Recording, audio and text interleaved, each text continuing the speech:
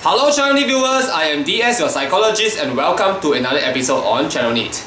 In this episode, we're going to continue to talk about the MBTI and Tarot crossover, and we are going to feature the ISFJ, which corresponds to the Queen of Wands. So in the tradition of our MBTI and Tarot crossover series, we are first going to discuss the characteristics of the Queen of Wands and see if it tallies with the ISFJ. The Queen of Wands is supposed to be a confident and dynamic individual who is also loud and proud. This doesn't sound like the ISFJ at all. The Queen of Wands is also supposed to be strong, bold and courageous. Well, I have a lot of problems over here trying to fit this image into the ISFJ.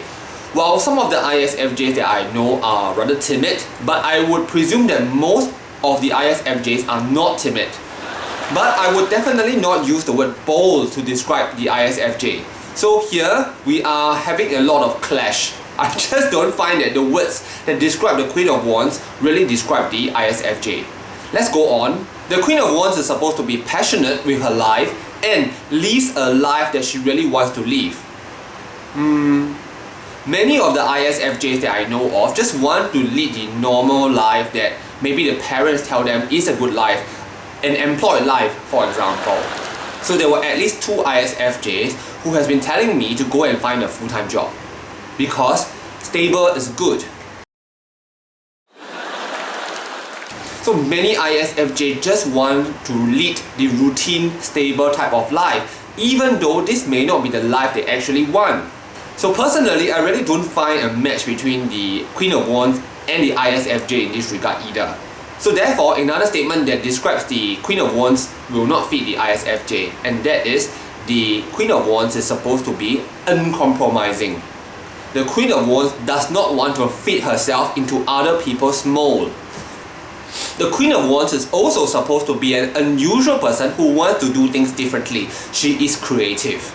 Well, I will not say that the ISFJ is not creative, but there are a lot of other MBTI types that are more creative than the ISFJ. So here, I will not say that creative is a correct word to describe the ISFJ. Even though they might be creative, just that other types are more creative. So the word unusual also cannot be used to describe the ISFJ, even though they might want to feel that they are unusual. Why? Because the ISFJ is the most common MBTI type. The Queen of Wands is also an individual who doesn't care about what other people think about her. In this case, I think, again, not a match with the ISFJ. Next, we have the Queen of Wands is an individual who knows who she really is. A lot of the ISFJs I know do not really know who they are. So very weirdly, up to this point, all the adjectives and phrases that have been used to describe the Queen of Wands, I think, describe the ENTJ better. Next, the Queen of Wands is supposed to be sociable, outgoing, but could be introverted. I would say that the ISFJ is generally a very friendly person, and in that regard, if you want to say sociable, yes. But I will not use the word outgoing to describe the ISFJs that I know. The Queen of Wands is an individual who knows how to play to everyone's strengths and to make everyone feel good. In this regard, I would say yes, because the ISFJ is an individual who likes to preserve harmony. But are they leaders who can play to everyone's strengths? I'm not too sure about that though. So if you do Google the personality of the Queen of Wands, you will actually see a very long list of adjectives. It's so long as compared to the other MBTI types that I've actually done, that I find that wow, this is really a very interesting character. The Queen of Wands is supposed to have true passion for work.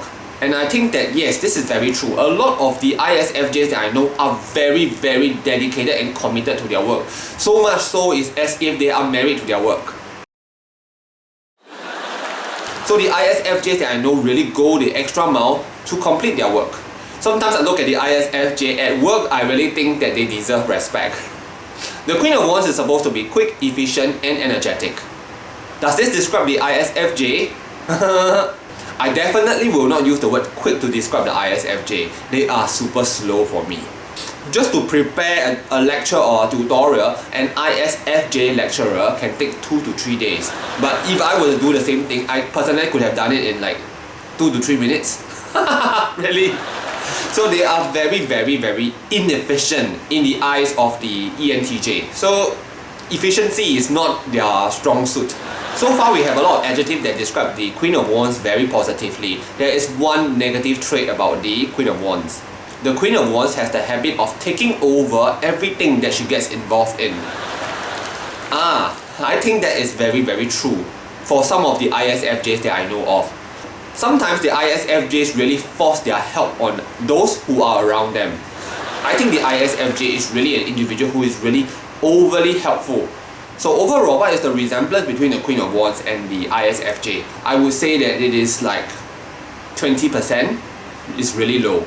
If you were just to read to me all these adjectives that describe the Queen of Wands, I would definitely not think of the ISFJ first, not even second or third. Okay, let's go on to our second section, the symbolism behind the Queen of Wands in the Rider-Waite. Actually, of all the queens in tarot, this Queen of Wands look the most self-confident, self-assured and dynamic. So in this card, you can see the Queen of Wands donning a white cloak. This white cloak symbolizes pure intent. So a lot of the times, the Queen of Wands actually gives without expecting anything in return. This is consistent with FE. So here you can see that the Queen of Wands is holding a sunflower.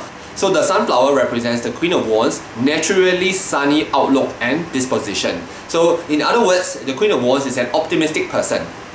I think that this describes the ISFJ. So far so good, the symbolism is great. I think that ISFJ are indeed very innocent and pure people. Not only that, they have an optimistic outlook in life. That's true. So if you look closely, you can also see a lot of lions imagery in the card. So the lions can be found on the armrest and behind her in the throne. Actually, it represents courage and also Leo.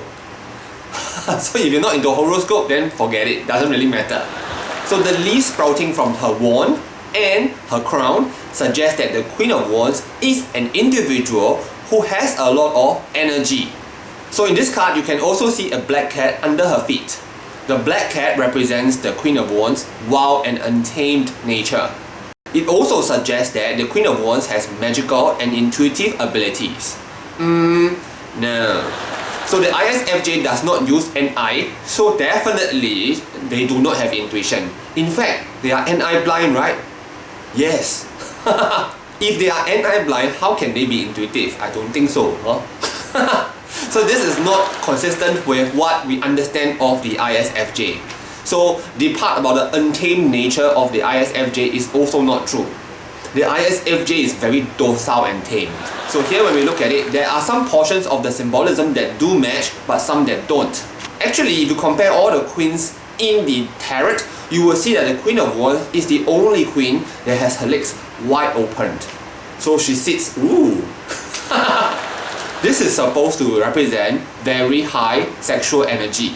But ISFJ sexual? This I'm not sure. So I will not comment. Finally, in our last section, let's look at the Queen of Wands from the Black Cat's Tarot and compare it with the ISFJ. This is the Black Cat's Tarot's Queen of Wands. Somehow or the other, this Queen of Wands is really very different from the Queen of Wands that you see in the Rider-Waite. Of all the queens in the Black Cat's Tarot, this Queen of Wands is the only one that is not seated. She is kneeling down. So this represents that the Queen of Wands is actually a very humble individual who just wants to do work. So in this case, she's doing her work and she's planting trees.